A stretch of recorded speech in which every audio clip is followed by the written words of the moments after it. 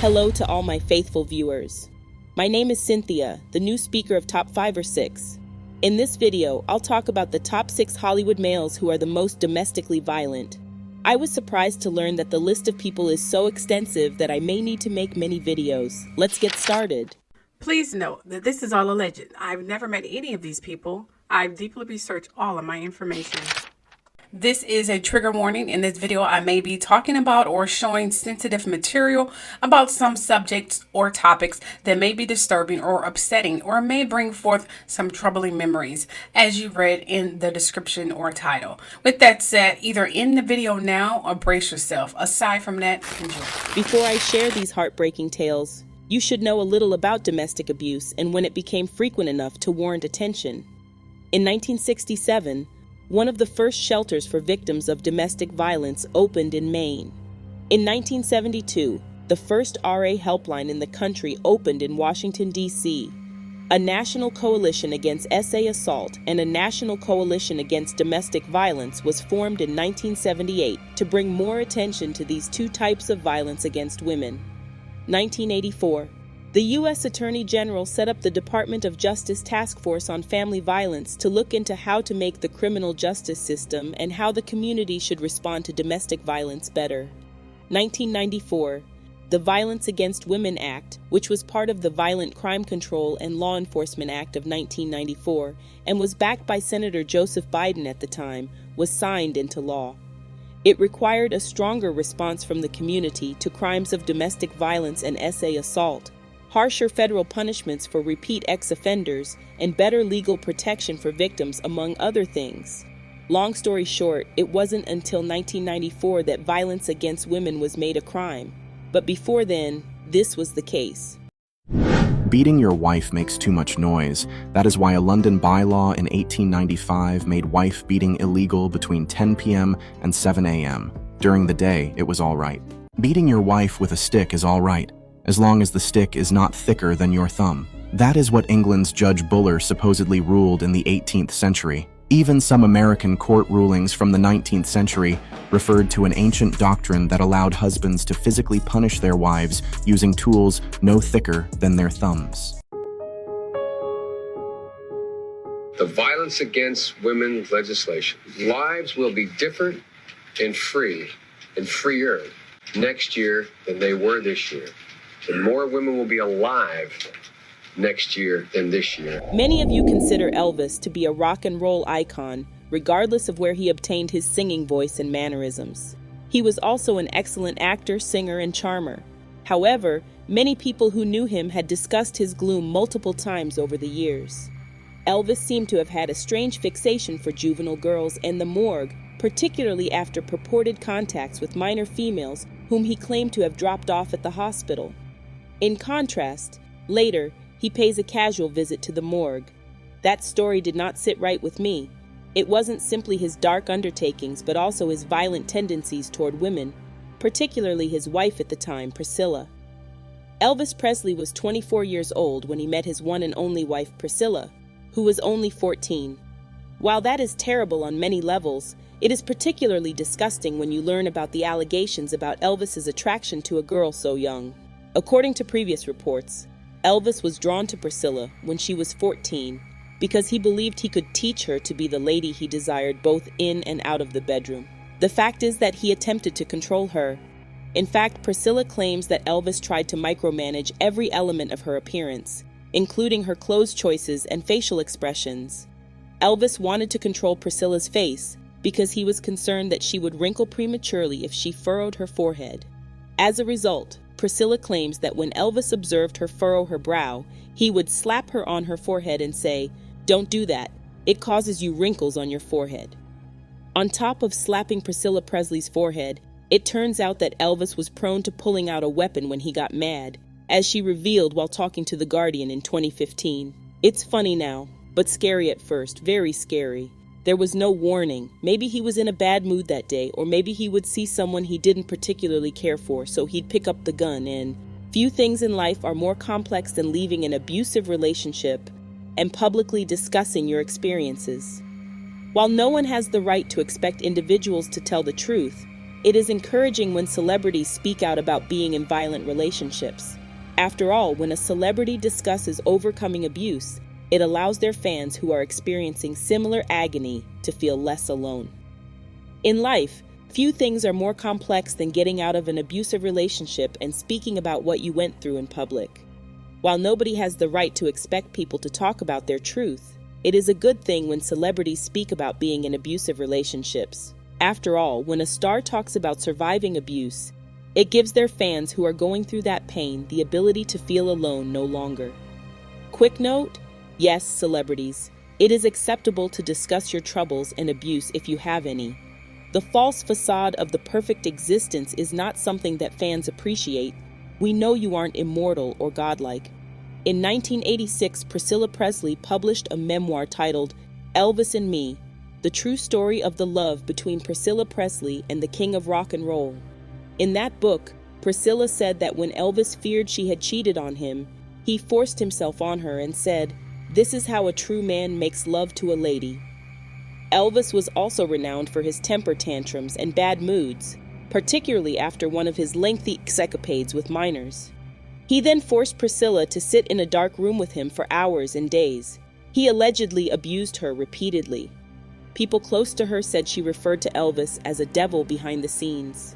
Meanwhile, years later, in 2015, Priscilla was asked about the incident again and redacted by saying, in part, "Elvis and I had a very wonderful connection," while remaining true to what was said in the book. Priscilla also stated this regarding their connection. So our communication was horrible. It was terrible. His sleeping pills had taken effect. Another lonely night.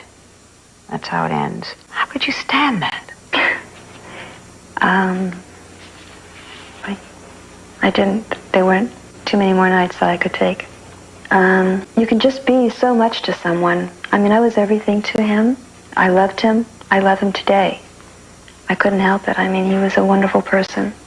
But there's times that you have to think of yourself. And I didn't want to go along with the program anymore. And we all have to take responsibility for ourselves. And that's when it hit me. I had to take responsibility for my own self. I couldn't be a life support. And one day you went in and said, "I'm leaving." There was another man in your life then. Mm-hmm. He was your karate teacher, right? Mike Stone. Mm-hmm. And you went off then and lived with him. Yeah. The darkness continues. At least 24 women have accused Republican presidential nominee Donald Trump of inappropriate essay behavior over the last 30 years. Of those, 12 have accused Trump of essay assault, including touching and kissing them without their consent. During the second presidential debate, Trump denied ever kissing or touching women without their consent, following the release of a 2005 tape in which Trump boasted about being able to grab women's genitals and just start kissing them with impunity because he was famous. "Have you ever done such things?" moderator Anderson Cooper inquired during the second debate. "No, I have not," Trump answered. His statement may have opened the floodgates. Trump has disputed the women's allegations, calling them lies and fabrications. In the final presidential debate, Trump suggested that the wave of claims was either engineered by the Clinton team or the result of women seeking 10 minutes of fame. He had previously described his accusers as terrible, disgusting liars. However, Trump has faced claims of inappropriate behavior, many of which were only made public in 1993. Ivana Trump stated that this occurred in 1989. In her divorce deposition, Trump's first wife, Ivana, stated that she had been RA by her then-husband during a dispute, a claim recounted in a 1993 book titled Lost Tycoon: The Many Lives of Donald J. Trump. Ivana cannot remark publicly on her marriage without Trump's consent due to her divorce settlement. The book included Ivana's comment clarifying the incident. "On one occasion in 1989, Mr. Trump and I had marital intercourse, and he treated me very differently than he did during our marriage. As a woman, I felt violated since he did not show me the love and sensitivity that he usually does. I refer to this as an RA, but I don't want my words to be interpreted literally.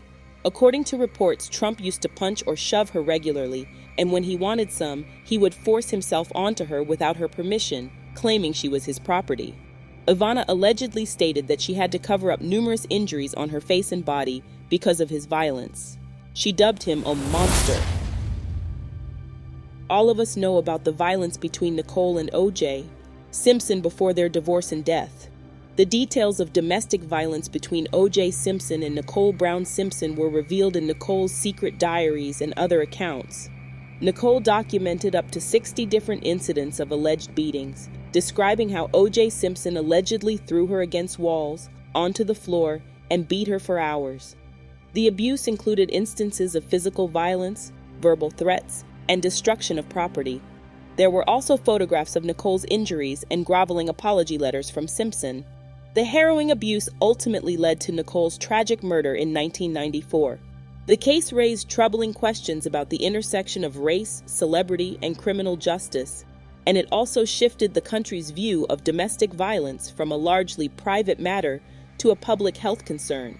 The Simpson case is credited with bringing domestic violence into the forefront of public conversation, leading to increased awareness and the development of new ways to address domestic violence beyond traditional methods. And then Senator Biden made it law for any violence against women to become a criminal offense. Trixtentation, whose real name is Jose Duane Onfroy, was charged with aggravated battery of a pregnant woman, false imprisonment, domestic battery by strangulation, and witness tampering in October 2016. Temptation, who was 19 at the time, denied the claims and said another woman beat the woman at issue and wasn't pregnant at the time. A long statement from the victim detailing the alleged abuse was made public. He hit her and broke her phone 2 weeks after they moved in together. She said because she told another man how nice his jewelry was. Then she said he made her choose between a barbecue cleaner and a barbecue pitchfork because one of them would go inside her. Both didn't work in the end, but she said she passed out while he was dragging the pitchfork between her thighs. He also said he would kill her every day after they moved to Orlando, Florida in the summer of 2016. She said Onfroy hit her in the head, stomped on her, punched her, held her under running water, and tackled her several times. After a short time in jail in September 2016, the woman said Onfroy put a knife to her neck when he found out she had been with someone else. When they found out they were pregnant in October 2016, Onfroy allegedly told her again, "You need to tell me the truth right now or I'll kill you and this jit," about the other man she had been seeing. The word jit refers to the unborn child. He is said to have hit her again after that. After a few weeks, she ran away and went to the Miami Beach police station. A recording of the rapper allegedly admitting to beating his girlfriend was made public in October 2018, months after he had died. Quick note, my colleague made a documentary of the death of this monster because she felt sorry for him. She had no clue. Keisha told me she would not have wasted her time knowing this. Violence is something we really disapprove of. Then again, her familiarity with him was limited. People have accused Brown of assaulting women many times over the past 10 years. The most famous case involved his ex-girlfriend Rihanna, who became a symbol of domestic abuse after Brown beat her up the night before the 2009 Grammys and TMZ published a picture of her face. Brown pleaded guilty to a felony assault charge. Brown said, "I had no trust in her at all. She didn't like me after that. She didn't care what I did. After that, she didn't trust me. After that, things worsened because there were too many verbal and physical fights, both sides. We were going to fight. It was never okay when she hit me or when I hit her," he said. Brown said that both of them knew that their fighting was hurting both of them, but it was hard for them to keep their fights to heated conversations. He said, "At some point we'd talk about it and say, what the f are we doing? Like, I don't like it when you hit me. If I go on stage with a scratch on my face, I have to say something like, 'Oh no, I fell.' You must put on makeup if you have a scar or a bruise. I have no plans to touch any women or X them. I felt like a feffing monster," he said. Their relationship ended abruptly when they went to Clive Davis's Grammy event in February 2009. Brown said things heated up when the unidentified woman he had X with before approached the couple at the event. He said he didn't know the woman was going to be there. Brown discussed the event with Rihanna. "The ceremony is about to start and she's just crying." She moved on. She began to drink a little and we both started to drink a little. We were both having a few drinks, laughing and joking. After that, we left. Rihanna found a text message from the woman on Brown's phone that night. This made her think that he knew the other woman would be there. She leaves. He said, she throws the phone. You know I hate you. Starts to hit me. There is no let's sit down, I'm telling you the truth after the second or third hit. She hits me again. Now I'm going to be mean and evil. I remember she kicked me, but I hit her hard. I punched her with my fist closed. I broke her lip, he remembered. I was shocked when I saw it. I thought, why the hell did I hit her? Brown said, after that she just spat in my face, spit blood in my face, and I got even more angry. When Brown pulled over, Rihanna took the keys out of the car because the fight had not stopped. Brown said, she takes the keys out of the car and acts like she throws them out the window. I got out of the car to look for my keys when I heard a yell. She yelled out her door, help, he's trying to kill me. Brown says, that's not me, as he looks back at the picture of Rihanna's hurt face. That's not me, bro. That's not me when I look at that picture. Still, I wouldn't say I like it very much. That will always bother me. This incident ruined his career. It was never the same again. Sean Combs, the producer and music mogul who has been one of the most famous names in hip-hop for decades, was sued in federal court by Cassie, an R&B singer once signed to his label, who accused Mr. Combs of RA and of repeated physical abuse over about a decade. In the suit, filed in federal district court in Manhattan, Cassie, whose real name is Cassandra Ventura, and who had long been Mr. Combs' romantic partner, says that not long after she met him in 2005 when she was 19, he began a pattern of control and abuse that included plying her with drugs, beating her and forcing her to have sex with a succession of male prostitutes while he filmed the encounters. In 2018, the suit says, near the end of their relationship, Mr. Combs forced his way into her home and RA'd her.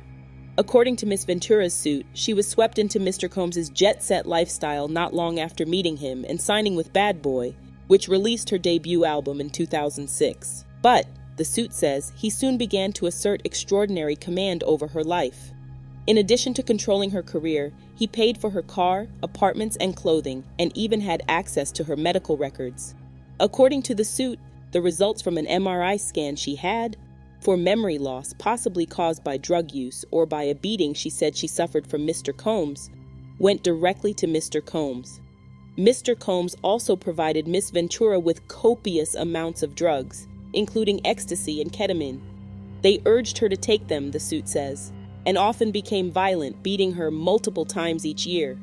The suit says Miss Ventura never went to the police because she feared it would merely give Mr. Combs another excuse to hurt her. In one incident in Los Angeles in 2009, the suit says, Mr. Combs became enraged when he saw Miss Ventura talking to another talent agent, then pushed her into a car and kicked her repeatedly in the face, making her bleed. According to the suit, Mr. Combs then had his staff take her to a hotel room to recuperate for a week. She asked to go home to her parents, but Mr. Combs refused, the suit says.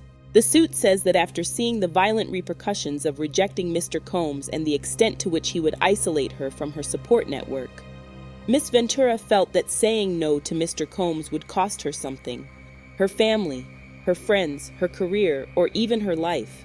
And though she tried to leave Mr. Combs, the suit says he sent his employees to lure her back. In one incident described in the court papers, Miss Ventura says that in early 2012, Mr. Combs grew so angry about her dating the rapper Kid Cudi that he said he would blow up the rapper's car. Around that time, the suit says, Kid Cudi's car exploded in his driveway. Through a spokeswoman, Kid Cudi confirmed Miss Ventura's account that he had an exploded car. This is all true, he said. A few years into Miss Ventura's relationship with Mr. Combs, the suit says, he began coercing her to engage in a fantasy of his called voyeurism, in which she was directed to have sex with a succession of male prostitutes. At the same time, Mr. Combs watched, masturbated, took pictures, and shot videos. According to the suit, Mr. Combs called these encounters freak-offs, which involved costumes like masquerade masks and lingerie. They continued for years at high-end hotels across the United States and in Mr. Combs' homes. The suit says that he instructed Miss Ventura to search the websites of escort services to procure male ex-workers.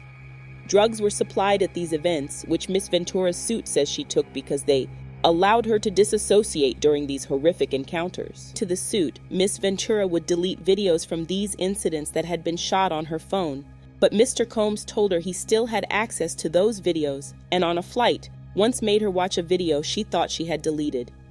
The suit says that because of these SA encounters in different cities, Miss Ventura was a victim of SA trafficking. The suit also accuses Mr. Combs of SA battery, SA assault, and violations of New York City's gender-motivated violence law. Ms. Ventura's suit includes several accounts of her unsuccessful attempts to escape Mr. Combs's control. In one example, the suit says that during a freak-off at a Los Angeles hotel in 2016, an intoxicated Mr. Combs punched Miss Ventura in the face, giving her a black eye. He fell asleep and she tried to leave the room, but Mr. Combs woke up and followed her into the hallway, where he threw glass vases at her, sending glass shattering throughout the corridor, according to the court filing. The hotel's security cameras captured that incident, but the suit says Mr. Combs paid the hotel $50,000 for the footage. The court filing says that in 2018, after Mr. Combs and Miss Ventura met for dinner, he forced himself into her apartment and RA'd her while she repeatedly said no and tried to push him away. After that, the suit says, she left him for good. Miss Ventura married Alex Fine, a personal trainer, the following year and now has 2 young children. According to the complaint, her association with Bad Boy ended in 2019. Miss Ventura's case, like other recent SA assault lawsuits, is being brought under the Adult Survivors Act. This New York law allows people who say they were victims of SA abuse to file civil suits after the statute of limitations has expired. The 1-year window to bring cases under this law has ended. That law is cited in Miss Ventura's complaint and a statement she addressed its importance. Mr. Combs is still free and has not faced repercussions or jail time despite paying millions of dollars to Miss Ventura. He is an example of how money can buy you anything, including freedom from various types of assaults and possibly murder. To be continued.